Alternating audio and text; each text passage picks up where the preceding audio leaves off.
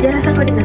Sarkodina adalah salah satu kelas dalam taksonomi yang digunakan untuk menggolongkan protozoa, yang merupakan organisme uniseluler atau bersel tunggal. Sarkodina adalah salah satu dari 4 kelas protozoa. Sarkodina dikenal dengan kemampuannya untuk bergerak dan mengubah bentuk tubuh mereka dengan pseudopodia atau kaki semu.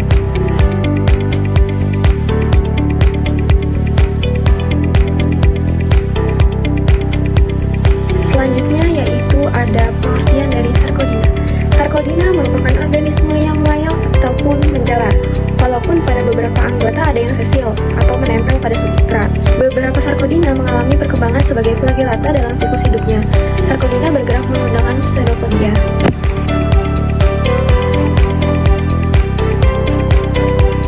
Kemudian selanjutnya ada struktur dari Sarkodina.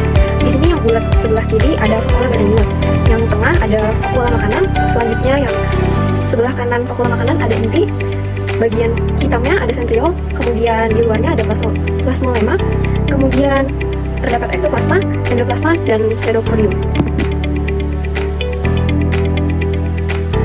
Karakteristik dari Sarkodina: yang pertama bergerak dengan kaki semu atau pseudopodia, yang kedua bersifat mikroskopis karena sebagian besar memiliki ukuran tubuh sekitar 200-300 mikron, memiliki bentuk sel yang tidak tetap alias berubah. Contohnya pada amoeba. Beberapa jenis memiliki cangkang atau kerangka luar, contohnya pada foraminifera dan radiolaria. Bersifat heterotrof, artinya tidak dapat membuat zat makanannya sendiri, sehingga untuk memenuhi kebutuhan nutrisinya, Rhizopoda atau Sarkodina harus memangsa organisme lain.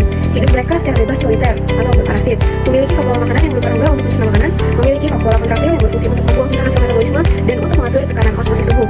Selanjutnya memiliki habitat di air tawar, air laut, tempat-tempat basah, dan sebagian kecil hidup di dalam tubuh hewan ataupun manusia. Kemudian yang terakhir ada beberapa jenis bentuk kista, yaitu bentuk penebalan plasma yang berfungsi untuk melindungi diri dari lingkungan yang tidak memiliki.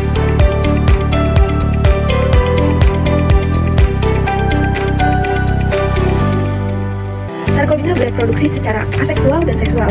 Pada reproduksi aseksual, Sarkodina melibatkan pembelahan sel yang disebut mitosis. Proses ini akan menghasilkan 2 sel anak yang identik secara genetik dengan sel induknya.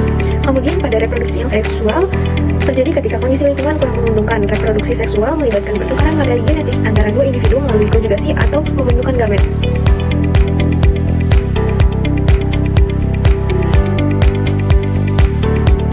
Selanjutnya saya akan menjelaskan tentang habitat Sarkodina.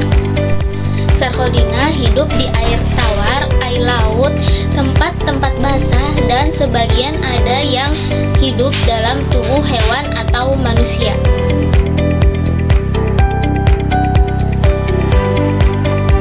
Sarkodina dibedakan menjadi 2 kelas berdasarkan pseudopodia. Yang pertama kelas Actinopodea dan yang kedua kelas Rhizopodea.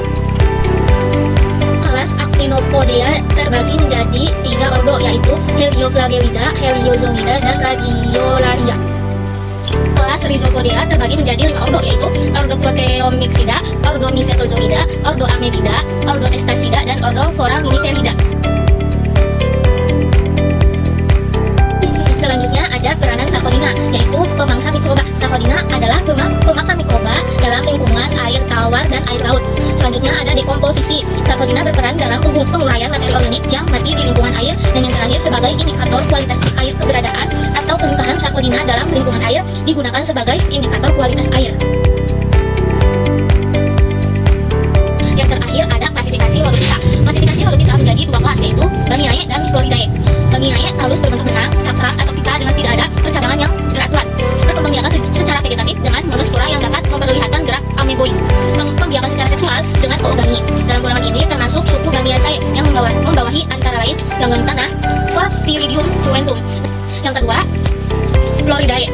Talus masih ada yang sederhana, tapi umumnya hampir selalu bercabang dengan beraturan. Percabangan menyirik pada Floridae lainnya terdapat pergiliran antara 3 keturunan dalam daun hidupnya, yaitu gametofit yang haploid, archosporofit yang diploid, dan tetrasporofit yang habitusnya menyerupai gametofit. Contohnya Batrachospemum moniliforme. Terus ada Gelidium cartilaginum, Bonemationia hamifera.